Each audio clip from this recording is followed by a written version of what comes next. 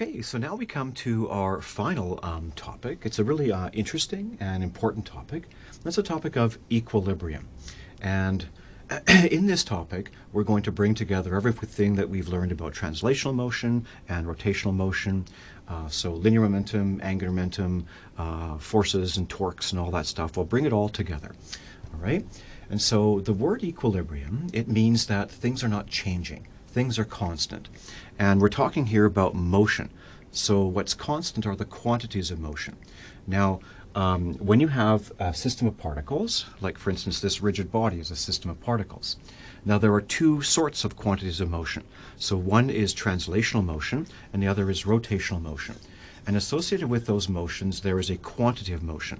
So the system linear momentum is the linear momentum of all of these particles in translational motion like this. There's a mass times the velocity. Mass-weighted velocity is the quantity of linear motion or translational motion. And the idea is that in equilibrium, that's constant. Okay? And we also have rotational motion. And associated with rotation, there is an angular momentum.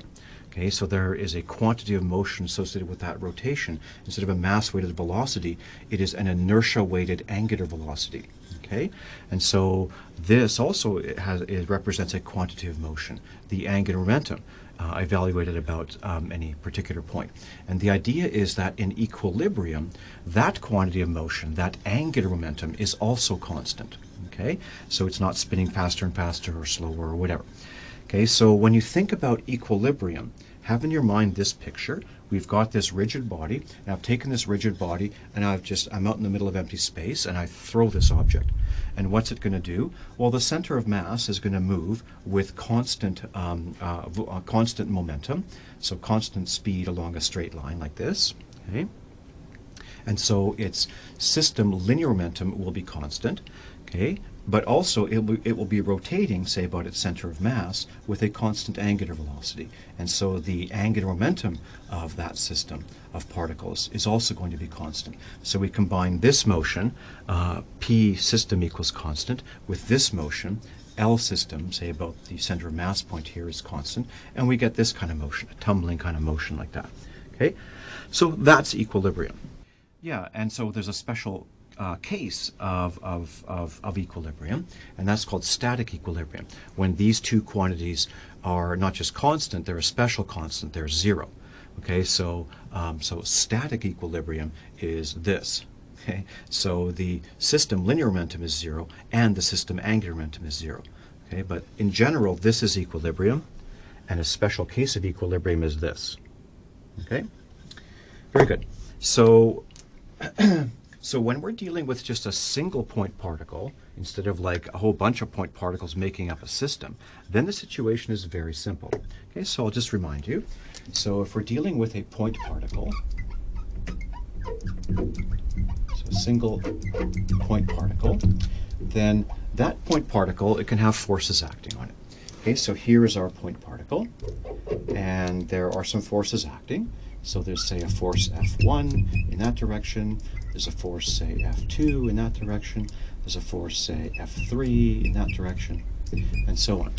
Now, to say that this point particle is in equilibrium, the only kind of quantity of motion it can't have angular momentum because it's a point particle, but it can have linear momentum.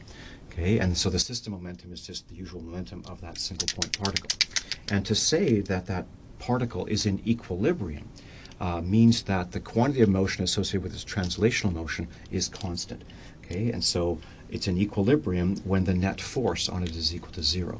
Okay, so to say that that point particle is in equilibrium, or it will be in equilibrium, when the net force on it is equal to zero, because the net force is the time rate of change of the linear momentum. And so if the net force is zero, then the linear momentum is constant. So the system linear momentum, in this case for just a single point particle, is constant. Okay, so we say, yes, that means P is equal to a constant. Okay, and of course P equals constant means that the same thing as the acceleration is zero or the velocity is constant. It's all the same thing. Okay, and so the linear momentum, So suppose this particle is moving along some trajectory like this, it will have constant linear momentum. So it will move on a straight line with constant quantity of motion, mass times velocity. Okay? And so then there's the special case of equilibrium, which is static equilibrium. Okay, and so static equilibrium is the special case where that constant is equal to 0. So P is equal to 0, so the particle is just sitting there at rest. So there could be a bunch of forces acting on it, but those forces add up to 0, and so if the particle started at rest, it will always stay at rest, and it is in equilibrium. So all of these forces balance each other out. It's like a force here, and they balance each other out to give you no net force, and the system is in equilibrium. Okay? So a simple example of equilibrium is take a marble and go very high up in the atmosphere and drop it. Okay, and so when you've got this marble and you drop it, so this is our point particle, and there's certainly the weight force that's acting on it, so there's a weight pulling down, and that weight is an unbalanced force, it's out of equilibrium. Okay, and so there's a force acting which is causing an acceleration, which is causing a change in its linear momentum. Its linear momentum is increasing, its quantity of motion downwards is steadily increasing. Okay? However, as the speed downwards increases, the drag force upwards increases. Okay, so it starts off small, and then it gets larger and larger and larger until, so the speed increases, and the drag force, which opposes the downwards motion, the speed increases and the drag force increases until the drag force balances the weight. Okay, so we're in balance, we're in equilibrium. Okay, so in that case, so F drag is equal to minus the weight, and those two forces are balanced. Okay, and we have that the linear momentum P of that system P is equal to constant. Okay, great. So that's simple for a single point particle. Okay, so now we want to extend this way of thinking about equilibrium to like a rigid body like this made up of a whole bunch of point particles. Okay, or like point particles in, say, the solar system or whatever, like a bunch of particles interacting through field forces or whatever, right? So the typical diagram that we drew before, and I'm going to redraw this diagram because I want to make sure that you see the connection between the diagrams that we've been drawing and the case of a rigid body. Okay, so the diagrams that we've been drawing look something like this. We say, yes, we have, say, a point particle, which we'll call particle number 1, and we have a point particle, which we'll call particle number 2, and those particles will comprise our system. Okay, so this is our system. And there may be a particle outside of our system, external to our system. So maybe there's some external particle here. Okay, and of course these particles are exerting forces on each other. Okay, and so there's a force on one. Maybe they're gravitational like this. So there's a force on one due to 2, and there's a force on 2 due to 1.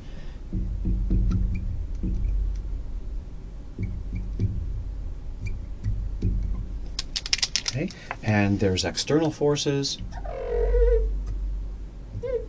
So there's force external acting on object number 1, and there's force external acting on object number 2, and there are Newton's third law action-reaction pairs of forces acting back on the external particle, which is negative F1 external and negative F2 external, and so on. Okay, so we've talked all about this, and then all of this is being thought about in the context or in a particular inertial reference frame. So here's our inertial reference frame, in which we are viewing all of these objects in motion, with their forces acting on them, causing changes in linear momentum and angular momentum and all that stuff. And we're going to have to draw, so we need the position vector identifying the position of particle number 1. And so that's position vector R1. And there's a position vector identifying particle number 2 relative to our fixed point O. And so that's R2. Okay, So this is the typical diagram that we drew when we talked about conservation of linear momentum and the system momentum. If it's not, if it's not an isolated system, if it's interacting, if the system of particles is interacting with external particles, then the system momentum can change. There can be transfer of system of momentum from the external particles into the system and vice versa, and similarly for angular. So this is the generic diagram that we drew.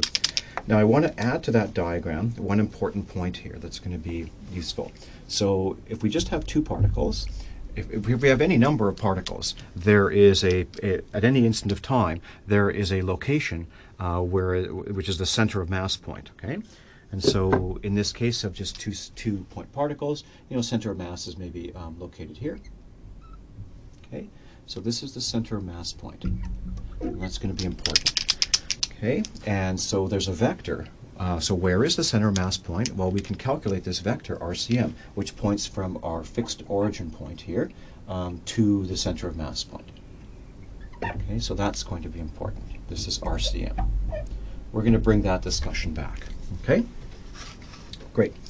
Now, the most important thing I want you to understand is when we draw a diagram like this diagram applies also to rigid bodies. Okay, very important. This is a system of particles, point particles, just two of them. This is a system of point particles, bazillions of them. Okay, but the analysis is the same. The physics is the same. So I want you to for sure understand that this includes rigid bodies. So this is equal to, this kind of situation, or equally well applies to this kind of situation, where we have, say, I don't know, some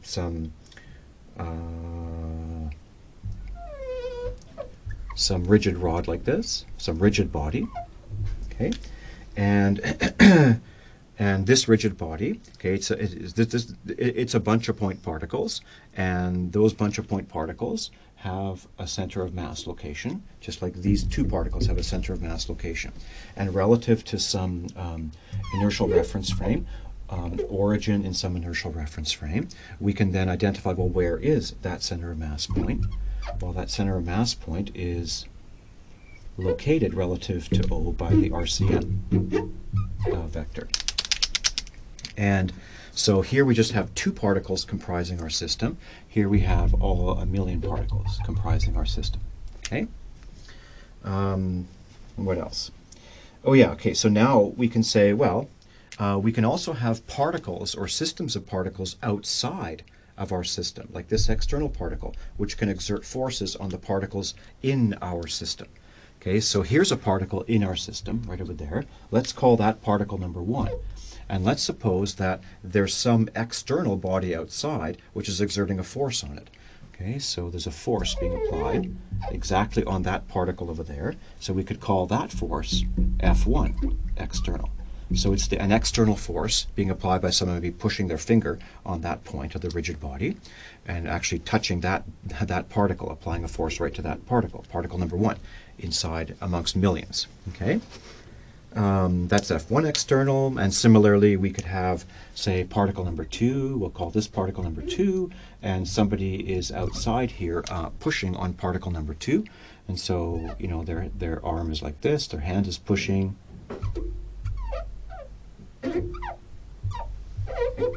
like this. And so if this person is pushing with a force, let's call that force F2 external. So that's the force on particle number 2 amongst our system of particles due to an external agent, due to external particles. Okay, and so of course, like F2 over here, if the external particle exerts a force on F2, then particle 2 exerts a force on the external particle of exactly equal magnitude, opposite direction. And so there's a force acting back on that external system of particles, which we'll call F2 external, with a minus sign in front. Okay, so this situation, this generic situation, applies also to rigid bodies. Okay, and now, inside this system of particles, there can be internal forces acting amongst the particles making it up. In exactly the same way that, for sure, if I take this piece of wood here, and I try to bend it like this, there are certainly internal forces acting between those particles. But they are all of the nature F12 equals minus F21. Okay, so let's pick any two particles. Say this particle over here and this particle over here. That's two particles that are also part of our system. Okay, and so let's take those and let's blow this picture up a little bit so we can see a little bit more clearly. Okay, so we blow this up, and what we see is these two particles. That's this particle and this particle. We could call this particle, that's particle 1, that's particle 2, and the 3, 4, 5, 6. This is particle I, and this is particle J. Okay, and so when you twist and exert, when there's a force exerted here, okay, then that can exert that can stress the whole material and so on, and so there can be a force. Let's call this the force on particle I due to J, and then there's an equal and opposite force on particle J due to particle number I. And these forces, these Fij equals minus Fji, they are Newton's third law action-reaction pairs, which exist between every pair of particles here. Okay, so this generic discussion we've had before applies also to rigid bodies. Okay, so now what we're going to do is we're going to recall this general analysis for how does what causes changes in the angular momentum of a system of particles, either this kind of thing or this kind of thing. Okay, so in general, you'll remember what we had. We had that the time derivative of the angular momentum in a system of particles is equal to, we just need to add up the forces, internal and external, acting on all of the particles in the system. So we sum over all of the forces acting on the particles within our system. This is the sum over the system particles. Okay, and so that those forces, they can be broken up into internal forces and external forces. Okay, so we could write this as the sum of the internal forces over the system of particles, plus the sum over all of the external forces acting on all the particles in our system. Okay, and then, but this sum here, the sum of the internal forces, well, it's that force plus that force is 0. It's that force plus that force is 0. Okay, so this is Fij equals minus Fji. When you add all those up pairwise, they always cancel out, assuming that the forces satisfy Newton's third law, action-reaction pair. So that's equal to 0. And so we have that that a system of particles, its linear momentum is changed by the net external force. The rate of change is equal to the net external force. Okay, so now I want you to remember what we talked about when we said when we talked about the idea of, when we were talking about things like center of mass and RCM and acceleration of center of mass and all that. Okay, so what we said is, well, we've got a system of particles, and the net external force acting on that is equal to the mass. So m here represents the mass of all the particles within our system, okay, like the mass of this thing, times the acceleration of the center of mass point. Okay, and that acceleration of the center of mass point is the same thing as the time derivative of the velocity of the center of mass point. Okay, so VCM is the time, and VCM in turn is the time derivative of RCM. Okay, so this is where the RCM comes in. Okay, so, and also mass times VCM. So I've got this object here has some total mass, and its center of mass point is moving with some velocity. Well, then the quantity of motion for that system is just the mass of all these particles. It's as if all of the particles are concentrated and compressed into a single point, moving with a velocity VCM. And so the momentum associated with that is the momentum associated with the system. Okay, and so, and it's also the momentum that we call PCM. It's the momentum associated with the center of mass motion. So this is the same as dPCM dt. Okay, so PCM is synonymous with the momentum in the system of particles. Okay, so that's all important. Okay, so And then we also did a similar analysis. We had the same diagram like this, and then we analyzed, well, what about the angular momentum of the system about any given point? Remember, when we're evaluating torques and angular momenta, it's super important to remember that those things are evaluated about a particular fixed point. Okay, so we've chosen a particular fixed point, and that point is arbitrary. But once we've chosen it, we stick to it, okay? So we say, instead of time derivative of the linear momentum associated with that system, we have the time derivative of the angular momentum associated with that system, the quantity of motion stored in its angular or rotational motion. Okay, or also like translational, remember, because translational motion can also have angular momentum about a given point. Okay, so this is evaluated about some point O. This is really important, that we're evaluating the angular momentum about some point O. Versus the center of mass point. We're going to relate the angular momentum we're going to relate the angular momentum evaluated about the point O to the angular momentum evaluated about the center of mass point. Okay, so this is going to be important. They're different in general. Okay, so we discovered that the time derivative of the system angular momentum, instead of a sum of forces, it's a sum of torques. So it's the sum of the torques acting on all the particles making up that system. The torques evaluated about that point, R cross F. So, this R1 cross F12 plus R1 cross F1 plus F1 external, and so on and so forth. Okay, so we sum up all those torques, and then again, we could split those torques into internal and external. So torques that the particles within a system exert on each other, this torque versus this torque, counter torques and so on, and then external torques. Okay, so this is the sum of the torques, the internal torques, plus the sum of the external torques about the point O. This is about the point O, plus the sum of the external torques about the point O. Okay, and now for similar reasons, it's a little bit more subtle here, remember, but the internal torques generally add up to 0. Unless you're in more complicated situations. So generally, because of F12 equals minus F21, then when you've got a situation of two objects like this in our system, if one of them is exerting a clockwise torque, if number 1 is exerting a clockwise torque on number 2, then number 2 is exerting a counterclockwise torque on number 1. And torque 1,2 plus torque 2,1 is equal to 0. Okay? It's like F12 plus F21 is equal to 0. Okay, so we got that. Very good. So this is equal to 0. And so we have the system, the statement that the time rate of change of the linear momentum of the system is the net external torque acting on the system, both evaluated about some fixed point O. Okay, now let's actually look at this thing, L system, the system angular momentum evaluated about some fixed point O. So there's a really interesting, an important sort of thing to understand about this. Okay, this system angular momentum always generically breaks up into two kinds of angular momenta, or two components, or two contributions to the angular momentum. Okay, so I've got an object which is doing this, okay, and I would like to know what is the angular momentum about this point down here. Okay, so there's two components to that angular momentum. One of them is just the angular momentum associated with rotation without translation, but there's also an angular momentum associated with R cross P, the linear system momentum. Okay, so this is kind of like a spin angular momentum.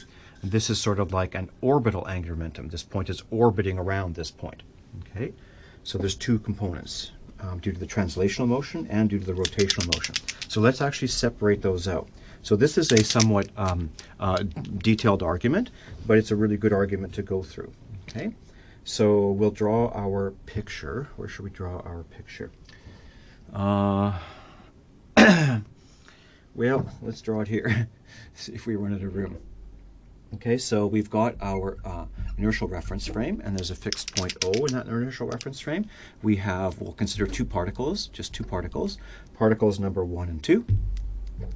And we will identify, the position of particle number 1 relative to O is R1. The position of particle number 2 relative to O is R2. And there is a center of mass point. So this pair of particles at this instant of time, there's some center of mass point in space, and maybe it lies over here. Okay, so that's the center of mass point. And so there's a vector which points from O to the center of mass point, and that's what we call RCM. Okay. Now, as these particles are, say, orbiting around each other and flying through space, that center of mass point can, in general, be in motion. If there's external forces acting on the system, that center of mass point can be in some kind of crazy motion. And these particles can be orbiting around that center of mass point in all kinds of crazy motion. Okay. So that's that. And then the other thing we need for this argument is we need the vector which points from the center of mass to particle 1. So instead of pointing from point O to particle 1, we call that little r1. The vector that points from center of mass to particle number 1, we'll call that capital R1. Okay? And similarly, we have a vector that points from O to particle 2, that's little r2. We now want a vector that points from center of mass point to particle 2.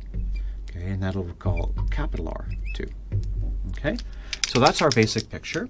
And now what we're going to do is we're going to take this system angular momentum about the point O and show that it is equal to the system angular momentum about the point center mass point plus some r cross p translational component to the angular momentum. Okay, so let's do it. So the system angular momentum evaluated about this point O is equal to, remember, the definition of angular momentum is not I times omega. The definition of angular momentum is r cross p. Okay? And when you apply that to a system of particles, okay, then like this, then yeah, it turns out to be I times omega. Okay? But in general, angular momentum is r cross p. Okay, so we have two particles, and they both have some momenta. We're not going to draw them in there because it's going to be messy. Okay, it's already messy enough. Okay, so we have r1 cross the linear momentum of particle number 1 at that instant of time, plus r2 cross the linear momentum of particle number 2 at that instant of time. Angular momentum is r cross p. Okay, and so this is equal to, so, okay, I need to sort of compress this here. This is equal to r1 cross m1. So p1 is m1 v1. So P1 is m1, momentum is mass times velocity, so it's the mass of particle number 1 times the velocity of particle number 1. Well, the velocity of particle number 1 is the rate of change of the position of particle 1. It's dr1 dt.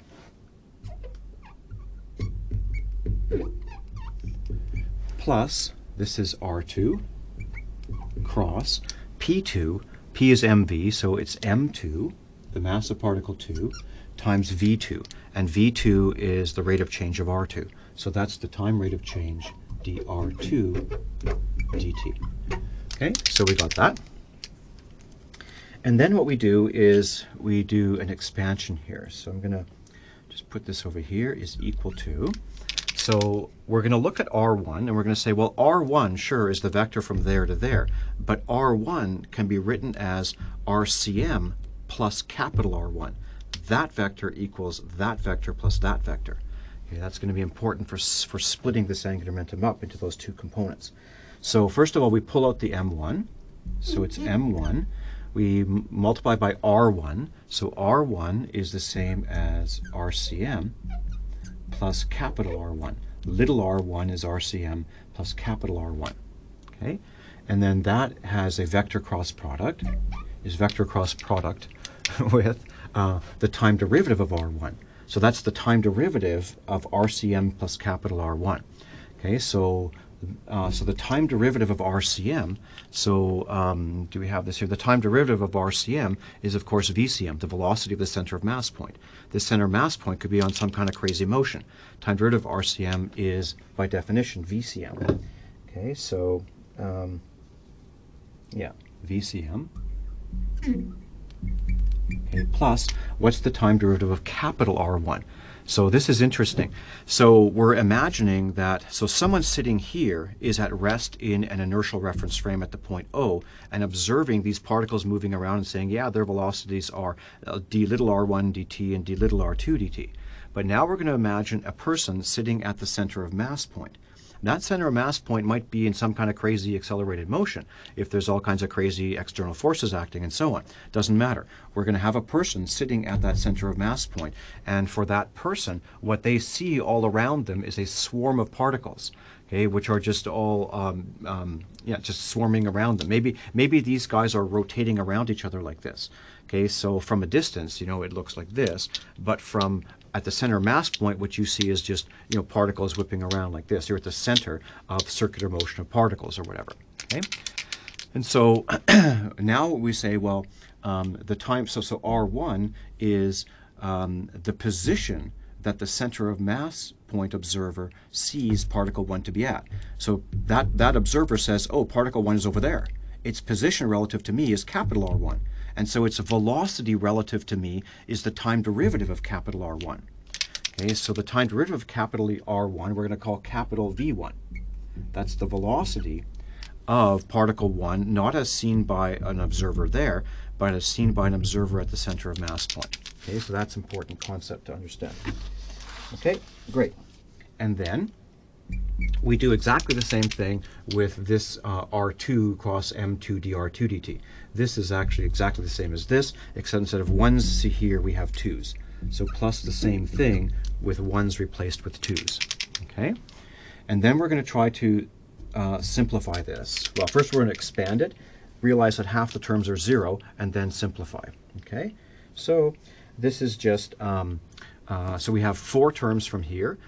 This cross this, plus this cross this, plus this cross this, plus this cross this. And similarly, we have 4 terms from the guy on this side. Okay? So there's 8 terms in total. So we're going to try to be efficient here. So this first one, RCM, we have an M1 times RCM cross VCM. That's like the 1 term here. There will be exactly the same term coming from here, except it'll be M2 times RCM cross VCM. So what we have is an M1 plus an M2, so the sum of the masses, times RCM cross VCM. Okay? So that term is certainly there.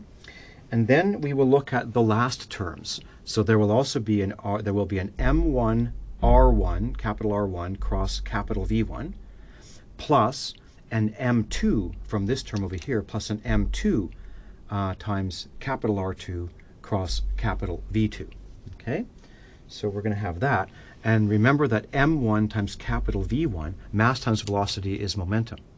Okay? And so M1 times capital V1 is the momentum that this guy at the center of mass point considers particle 1 to have relative to him. Okay? And so little m1 times capital V1 will be capital P1, the momentum of particle number 1 as seen by the center of mass observer. So there will be an, should have said this first, I think there will be a capital R1 cross capital V1 plus a capital R2 cross capital V2, P2. Okay, so it looks like this, plus a capital R1 cross capital P1 plus a capital R2 cross capital P2. Okay, so we got that. And then there are cross terms, like the first term times the second and the second times the first. And those will add up to 0, as we'll see in a second. But let's just do them. Okay, so the first one is going to be, we have an M1 RCM cross V1. Now M1 times V1 is P1. So we have an RCM cross P1 from the first term. From the second term, we have an RCM cross P2. So it's RCM cross the sum of the P's.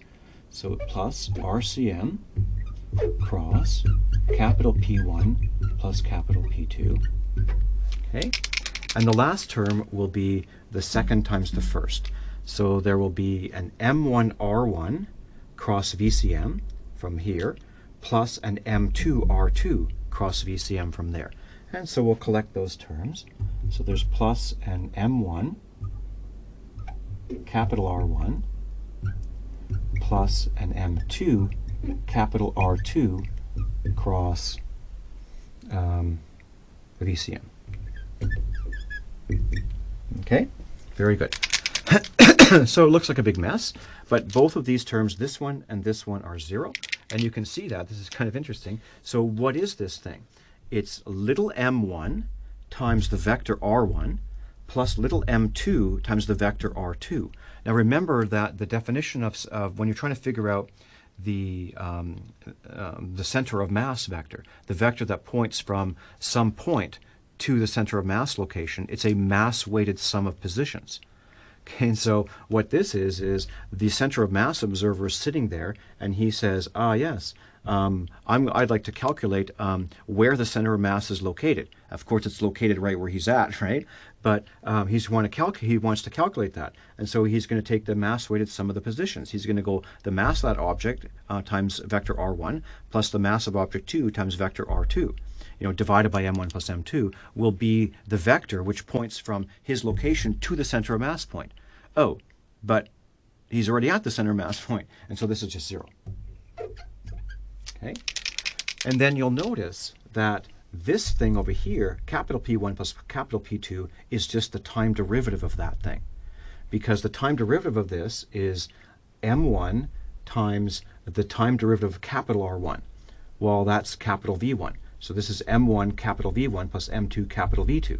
But m times capital V is capital P. This is P1 plus P2. Okay? And so the time derivative of this thing is, this thing is just the time derivative of this thing. Well, if this thing's 0, well, then its time derivative is 0. Another way to think about this intuitively is if you've got, here's a center of mass, and these things are rotating, say, around that center of mass. This has got some momentum relative to the person at the center of mass that way. This one has momentum in the opposite direction. When you add them up, P1 plus P2, you get 0. Okay? Very good. So this is an important result now. So let's clean this up and see what we get. This is a super important thing to understand. So what we have is that the system angular momentum evaluated about the point O over here, that's equal to, let's look at this first term. What we have is an m1 plus m2, that's the total mass in the system, say capital M, times VCM. So, well, the total mass times VCM, well, that's the total momentum. Okay, that's PCM. So what we have is an RCM cross PCM.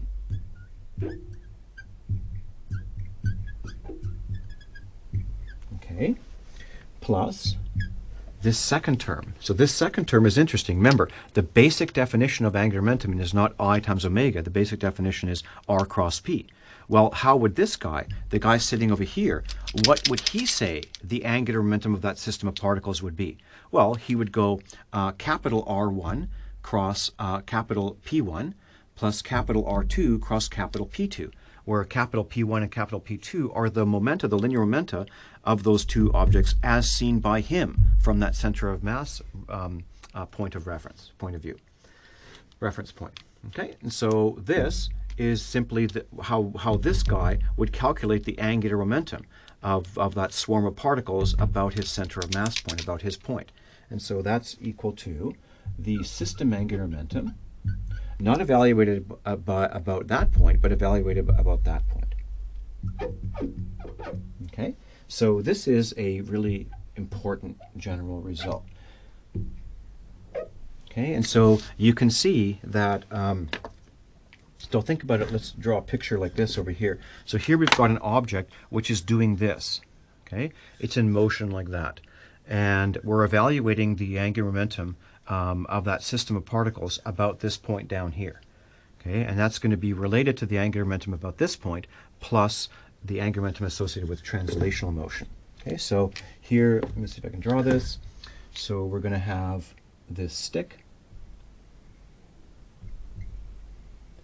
And this stick is, let's in my picture I drew it this way. The stick is rotating like this, okay? So it's rotating counterclockwise here. And so there's at this instant of time, the center of mass is located over there. Now that center of mass point could be doing all kinds of crazy things.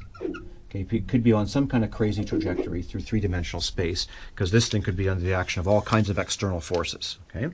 And so the center of mass point could be doing anything. It's on any kind of trajectory. And at this instant of time, the center of mass is moving in that direction, and so the total mass times the center of mass velocity is the center of mass momentum, PCM.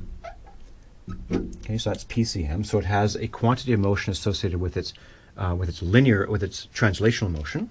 Okay, but also it's say rotating like this, and so So suppose it's rotating like this, so then curl your fingers in the direction of the rotation. The angular momentum points in the direction of your thumb, which is pointing toward me here, out of the board. And so this would be the angular momentum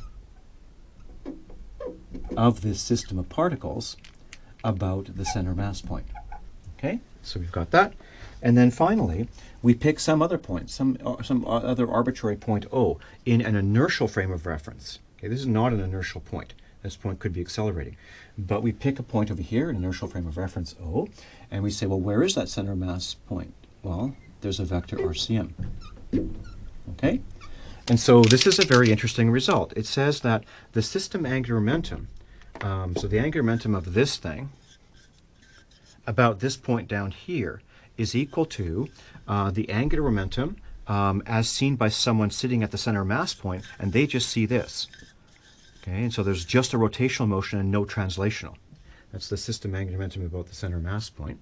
And then we add to that RCM cross PCM, because remember, we can take this object and compress it down to a single point particle of mass big M, moving with a velocity VCM, so having a momentum. It's a point particle with a momentum PCM. Okay, and it's moving like this. But even objects in linear motion have angular momentum about whatever point, say down here. And it's R cross PCM, RCM cross PCM. Or if it's over there, it's RCM cross PCM. And that angular momentum is in that direction. Okay. So there you go. So we've split the angular momentum of a system of particles about some arbitrary point as sort of an angular momentum associated with the rotational motion, okay, without translation, plus an angular momentum associated with the translational motion without rotation. Okay, that's a very important sort of concept to understand. So, and in general, this situation here is dynamic. Now what we're going to do is we're going to look at the consequences of this for equilibrium. Okay, and so this results in what's going to be our main result, and it's going to allow us to solve problems in equilibrium, either steady equilibrium or static equilibrium. Okay, so very good. So I'm going to, I guess, erase some part of this board and be right back. Okay, so we came to this really important result, which basically says if you've got some motion like this, so there's both, there's quantity of motion in linear motion as well as in angular motion, then the angular momentum associated with that motion, about say a point down here, is equal to the angular motion associated with the rotational motion about the center of mass point, plus imagining that that entire mass is concentrated to a single point and just moving linearly with some linear momentum PCM. And then you just go RCM cross PCM is the angular momentum associated with that linear motion. Okay? So this is sometimes called orbital angular momentum. This is sometimes called spin angular momentum. So we've got, a planet that's orbiting around the sun. It's got some orbital angular momentum, which is RCM cross PCM. There's some orbital angular momentum. Plus there's some spin angular momentum. The planet is spinning on its own axis, okay, about its center of mass point. So there's angular momentum associated with the spin, plus angular momentum associated with its orbital motion, translational motion. Okay, so that's a super important concept to understand in all kinds of physics.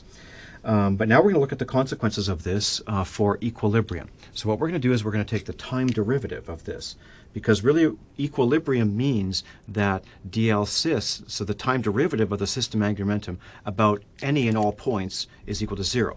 Because if it's constant, its time derivative is 0. Okay, so we want to figure out what is the time derivative of this. Okay, so let's do that. So the time derivative of the system angular momentum evaluated about some point O is equal to the time derivative of a product of two things. It's the time derivative of the first times the second plus the first times the time derivative of the second. So this is equal to the time derivative of RCM cross PCM plus RCM cross the time derivative of PCM. Okay, plus the time derivative of the system angular momentum evaluated about this center of mass point. Okay, so it splits up like this, and then we look what is dRCM dt? Well, the time derivative of the center of mass point, well, that's the velocity of the center of mass point. That's VCM. And what's PCM? Well, PCM is the total mass of the object times VCM. So, this is VCM is proportional to PCM. So they're two vectors that are proportional to each other. So they're parallel to each other. And so that cross product is 0. Okay, and then we look at this thing and we see, well, what's this thing? What's dPCM dt? So dPCM dt, do we have this back here? No, we erased that from the board. So the time derivative of PCM is the same as the time derivative of the system linear momentum. They're the same thing. PCM is equal to P system. Okay, and so the time derivative of the system linear momentum is equal to the sum of the external forces that are acting. So this is equal to the sum of all of the external forces acting on the system. Okay, and so we get this really important result. So it says that the time derivative of the system angular momentum, where that angular momentum is evaluated about that point O, is equal to RCM, that thing, vector cross product with the sum of all of the external forces acting on the system, okay, plus this last term.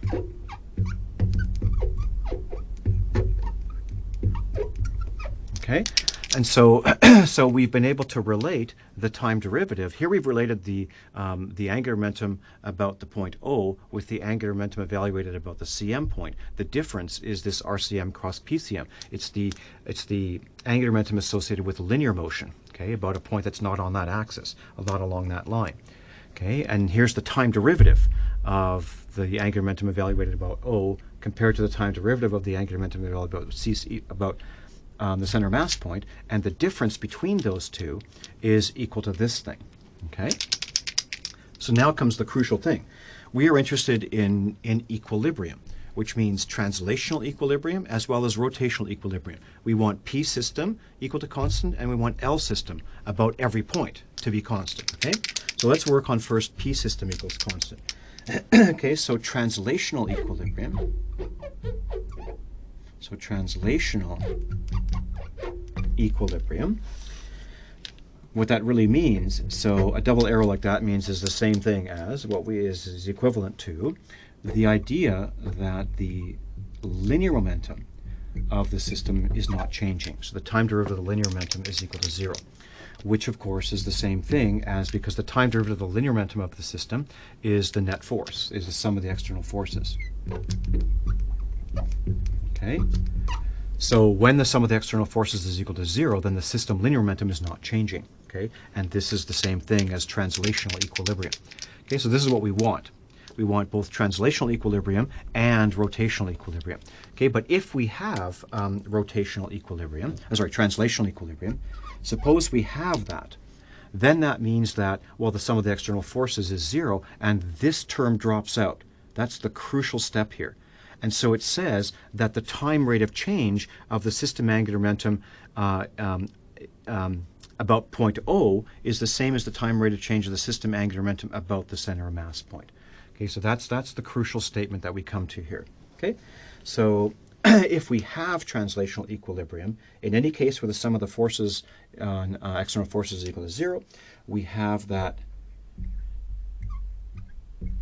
the time derivative of the system angular momentum about point O is equal to 0 plus the time derivative of the system angular momentum about the center of mass point. Okay? And so then if we go back, but that's the same thing as the time derivative of the angular momentum of a system is equal to the net torque acting on that system. Internal torques cancel out. It is only external torques. So the time derivative of the system angular momentum evaluated about the point O is the same thing as the net torque, the net external torque evaluated about the point O. And according to this, that's equal to the time the net torque evaluated about the center mass. So the internal torques cancel, so the external torque. So it's the net external torque evaluated about the center of mass point. That's the crucial result. Now here's a really interesting part to this argument. It looks like this. So it says that it's very important to understand that this point O is any point.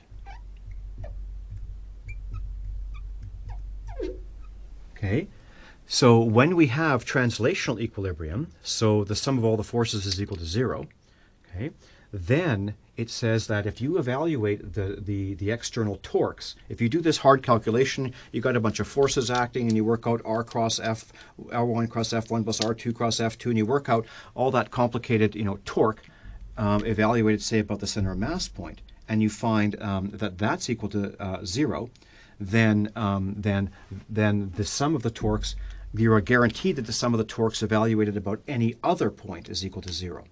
Okay? Or vice versa. If you evaluate, say, the torque, say, pick this point O, and you evaluate the torque about this point and find, yes, the torque is equal to 0 about this point. Okay? Then it means that the torque evaluated about the center mass point will be 0, and the torque evaluated about any other point will be 0. So all you have to do to establish, if you have translational equilibrium to begin with, the net force is equal to 0. Sum of all the forces is equal to 0. So if you have this already, then all you need to do is show that the net torque about any convenient point is equal to 0. And then you will also be guaranteed that the system angular momentum evaluated about any point will be constant, will not be changing. Okay? So to summarize here, it's a nice little argument. To summarize, we say that equilibrium, okay, which is equilibrium of both translational and rotational motion, requires two conditions. So a system will be in equilibrium provided the following two things are true. Provided, first, it is in translational equilibrium, so that the linear momentum of the system is not changing, and that happens when there are no external forces, when you add up the external forces and they all add up to 0, when the net external force is equal to 0. So in any given problem, what you do is you've got your problem, say it's a rigid body with a bunch of forces acting, you're going to write down equations which show that, which say that the net force is all add up to 0. Okay? And then if that's true, then all you need to do is evaluate the net torque due to these external forces. This is my system. These are forces external to it. Okay, so you just evaluate the net torque that these external forces exert on my rigid body, or whatever system it is, and I evaluate that about any convenient point. Okay, so this is evaluated about any convenient point. And you can choose this. And in any given problem, there's almost always a convenient point, one that's going to result in the simplest equations and all that kind of stuff. Okay, I'll show you an example. So you just need to show that all of the torques evaluated about that any conveniently chosen point is also equal to 0. Then you are guaranteed by the discussion that we just had here, you are guaranteed that the sum of the torques about any other point will also be 0. And so that means that the angular momentum about any point, evaluated about any point, is going to be a constant. Okay? So that's the tricky thing, is it's really easy to say translational equilibrium, because, that's just the system, the sum of the forces is equal to 0, and then P sys is equal to constant. The trouble here is with the angular momentum is that the angular momentum depends upon the point O that you're evaluating it at. And so to say that the system angular momentum is constant, in principle, it means that you have to evaluate the angular momentum about this point and show that it's constant, and about this point and show that it's constant, and this point and show that it's constant. And so it involves an infinite amount of work. However, this nice, beautiful discussion here shows that if you've already got, if you satisfy this condition, that you are in translational equilibrium, then in order to ensure that the linear momentum evaluated about any point is equal to a constant, requires that the sum of the external torques be evaluated about any one particular and convenient point is equal to 0. Okay, so there's only one thing to write down here instead of an infinite number of equations to write down. Okay, so that's really important. And so if you are, so this is translational equilibrium, is the first one. Okay, so this is translational equilibrium. Okay, and so what that means is that the system linear momentum is equal to constant. Or the system linear momentum is the same as PCM. So it's the same as PCM equals constant. Okay? And then if you also have this condition satisfied, then you are also ensured rotational equilibrium.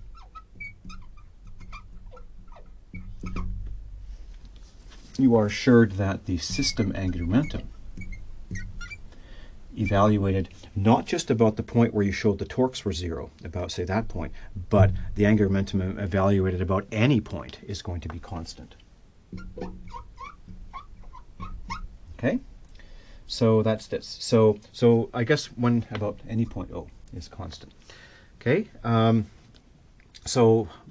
Let me just sort of say this. So the system angular momentum certainly depends upon the point O that you choose. So we've got some system in equilibrium, okay? And so here it is. It's doing this in equilibrium, okay? So if I evaluate the system angular momentum, say about a point that is on the line of motion of the center of mass, then that center of mass motion won't contribute, and all I'll have is the rotational motion contributing. Whereas if I evaluate the angular momentum at a point down here, I will have that rotational contribution plus that linear R cross P, that RCM cross P CM contribution. Okay, so the system angular momentum in equilibrium depends upon, well, about which point are you evaluating the angular momentum of the system. However, whatever point you choose, the angular momentum will be different, but it will be constant, different constants. About this point, it'll be some constant. About this point, it'll be a different constant. Okay? So, but anyways, all you got to do is you got to look at your problem like this, and you got like a bunch of forces acting. You just write down equations to ensure that the net force, the net force is equal to 0. And then you write down equations to ensure that the net torque about any one particular point is 0. And then you are guaranteed for that system to be in equilibrium. Okay? And then static equilibrium is the special case where, like for a point particle, it means that the momentum is equal to 0. For a general, extended body like this, to be in static equilibrium, it means that the system linear momentum, okay, is 0. Okay, and also the system angular momentum is equal to 0. So static equilibrium looks like this. Equilibrium in general looks like this. Okay, very good. So now let's apply all of this stuff, these equations here, to a really nice example so that you can see how all this stuff kind of works in practice.